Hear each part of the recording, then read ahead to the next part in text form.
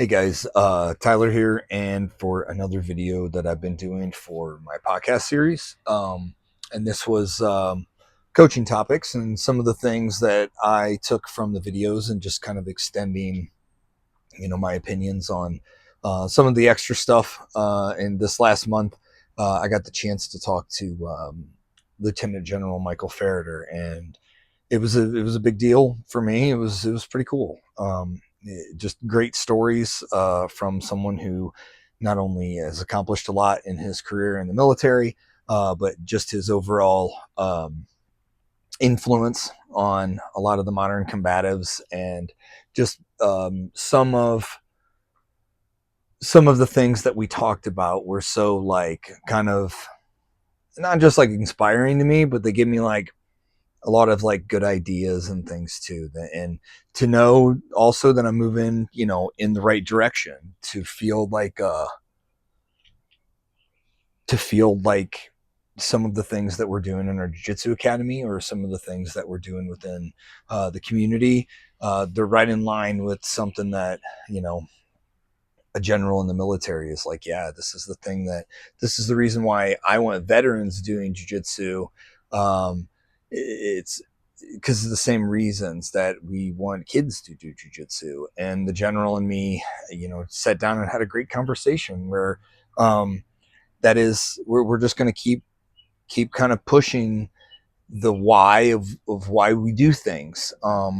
It was a big topic in a lot of my business classes at the University of Findlay when I went back to get my MBA.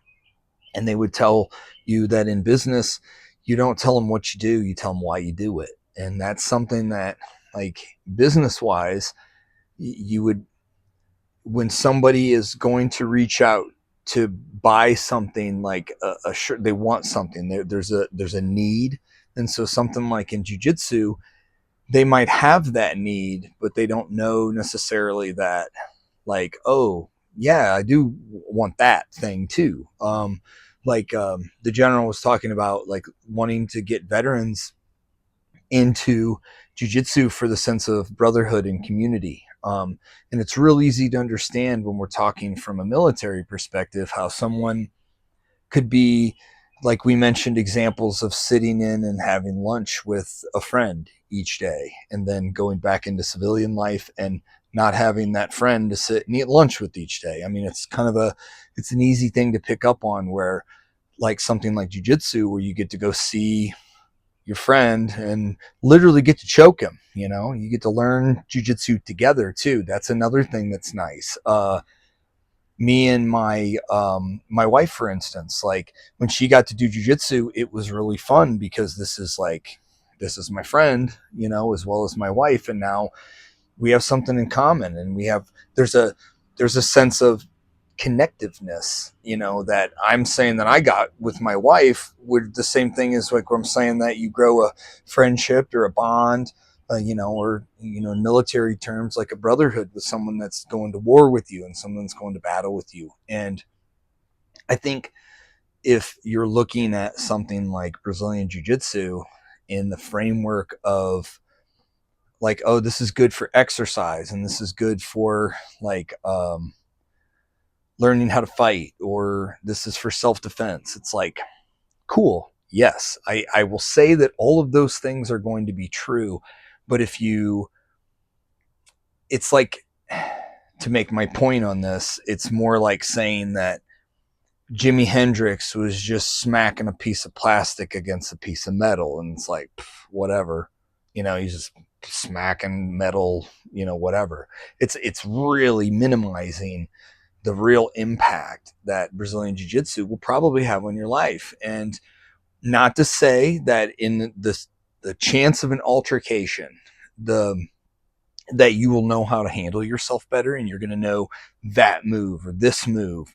But it's why I don't like kind of the weekend seminar of self-defense and things like that. I don't think that it's like up here going to be a mentality when that happens, that you're going to still be able to pull off that move, remember it because you didn't rep it, or just have that fight or flight instinct that's going to be like, move towards, um that's something that even the general was talking about on the podcast. It develops your mindset to be, I mean, moving past the brotherhood aspect of what jiu-jitsu will give you, but what it's also going to build upstairs a little bit too. It starts to, you build someone who, goes to battle and goes to war sometimes, then they're going to be more able to be calm. These are situations that you've been put in that are pressurized. And sometimes in good jiu-jitsu academy, that pressure will be regulated, like on how much or how little.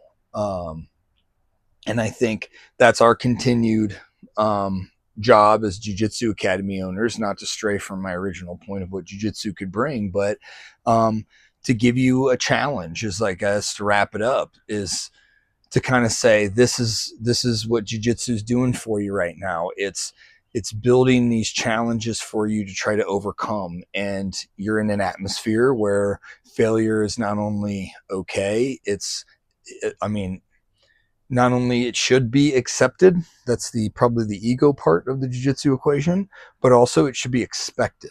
Failure should be expected in jiu-jitsu, because that's how we grow. And everybody wants to, like, iron sharpens iron and all this kind of stuff. Like, man, that's what it is. It just has to happen over and over and over again. And if that means that someone's an Olympic caliber and they have to go up against other Olympic caliber, that's the iron sharpening iron.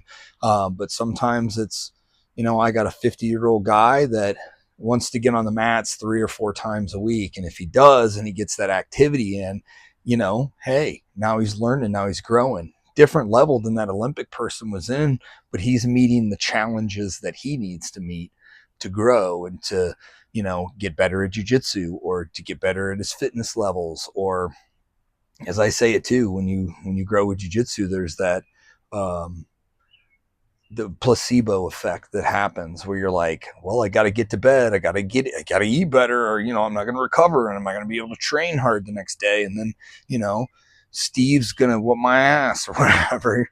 Like, so to circle that back around, I mean, not only, like, the example that I was given was something that jiu-jitsu could really bring you, in the sense of that kind of drive and a little bit of purpose, but to, Steve whooping your ass on the mats, if you don't, take care of your body a little bit, that's also something you don't want, because, that's a friend you made in there. Now you know him, and it's like you show up in the Thursday night classes together or whatever.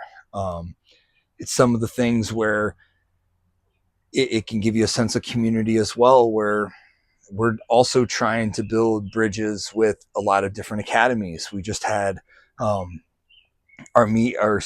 event up in Monroe, is the Rolling with the Oldies. Funny enough, I'm over 40 now. That happened, but we get about 25 of us or so that are all over that age, and have a lot of fun. We had a lot of training, and I mean, we had, God, 13, 14 black belts, something like that. I mean, it was a lot of black belts. I mean, we're talking people that are over 40, so they have enough time to earn that belt as well. And so lots of talent. I mean, lots of workshopping on the mats. It's like, I'm working on a new guard this week because I went up and worked it with my friend Todd, and these are just guys that are still working, to get better too. So not only do you have a network of people and like an extended brotherhood, within those, if you'd like to include yourself, now you have more knowledge coming in, and you have, a lot of people around you that are going to those events too. And we all know that it's the like, attracts like type of a thing that happens, where you got other people going to these events because they want to train with people that are still over 40, but have a mindset of like, okay, what do you know that I don't know? Let's share our thoughts, and, share some discussion about some of the new guards that we're playing, or some of the new methods that we're teaching. I found it fun. My homeboy Mike McAfee was up there, and Mike was talking to me through a couple of moves, and it was just fun that his like terminology, because they come from a different kind of branch of jiu-jitsu. I came from Habero jiu-jitsu, like Salo and Sanji, and he came from a different route, and like their terminology was different on like this thing or this thing, kind of potato thing. But it's cool, like when you get out into the extended jiu-jitsu community, that, hey man, we're all kind of alike, and we're all kind of trying to grow together and do the best we can all those times. Like, I roll with my homeboy that's now 70 years old. He's a black belt. It's Parker. So he came down from when we did my birthday rolls that Amy set up. He came in when I was 40 last year. I mean, he rolled every single person in that academy, like just because he likes it. And I mean, he ain't doing flying triangles. He's 70, but like he's still getting it, man. And he still was out there this weekend, and in that exactly what like the general was talking about, like get your ass out there. He's saying some of the veterans and some of the vibe that they were trying to really instill in some of these soldiers was that, like, you can take care of things, you can take your own destiny in your own hands. Like, he made the example that I loved and I've already used like 12 times, but he was like, we want soldiers that aren't staring at an enemy and going, hey sergeant, there's a bad guy in front of me here. Like, they're already like you have that attitude just a little bit more. And these are the kinds of shapings that we're talking about, that Brazilian Jiu-Jitsu goes past, learning what the De La Riva is and stuff, and like what points are. Like, you struggle through adversity and you grow a little bit sharper, and you start to learn too that it's got to be, your level of whatever that is. Like, using the knife analogy, if you start with lawnmower blade and you got to make it into something, the process is different than if you've already had this really shaped blade but now it's dulled down a little bit and stuff. Like, I mean, these are two completely different processes, but if you're going to do work, then you're going to do work, and you're going to continue on, and you're going to make that thing better from where you're at. I mean, that's just the way it goes.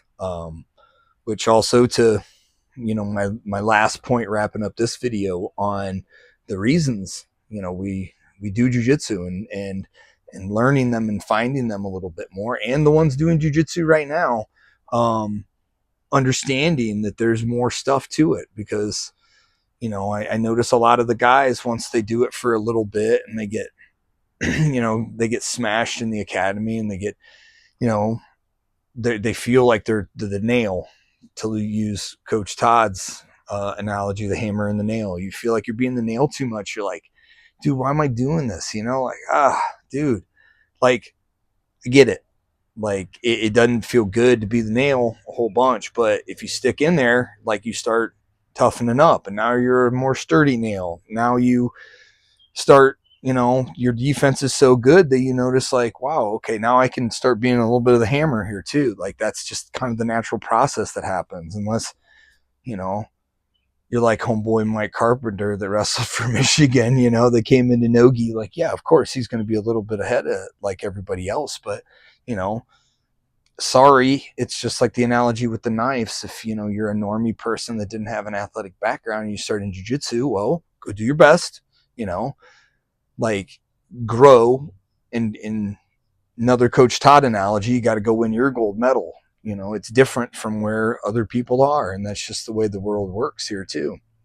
It's the same thing in fitness, whether you're going to do it for gaining strength or whatever else. Your numbers are your numbers, and Steve's numbers is Steve's numbers. So that's just the way it is. So, and again, guys, thank you. To wrap up this video too, thank you guys for listening. I can keep going forever. This is stuff that I'm not only passionate about. Some of these videos, they're not only kind of giving me ideas and stuff and kind of getting my thoughts out. I think I start growing better as a coach, and I start growing a little bit better, as still a student of jiu-jitsu as well. Like, talking through some of the process and talking through some of the thoughts is just like super, super good for, I think, to understand what, like, if you're inside my jiu-jitsu community that we're trying to do too, or if you're someone that, follows me because, you like my jiu-jitsu stuff or my strength coach stuff, or you're just trying to like figure out your workout stuff, that's why I'm delivering more content. It's kind of hopefully bringing value to me and anybody who wants to, listen to me chatter sometimes. Thank you guys for following my Patreon page. If you came here this way, or thank you guys, members at Family Barbell, or people that found me through my podcast as well. Follow me, guys, on Instagram or any of the links or anything else. Threads if you want to hear me talk political shit. Yeah, have a good day, guys, and I'll talk to you guys soon. Thank you.